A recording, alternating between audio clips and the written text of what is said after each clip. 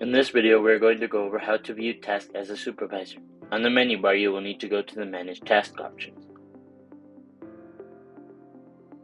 You will find the Manage Task table. At the top are the filters. You can filter by time, status, or channel for the task. Clicking on Advanced Filter, you will see the options such as inbound or outbound, by the queues of the agents, by dispositions, and by DNIS or ANI.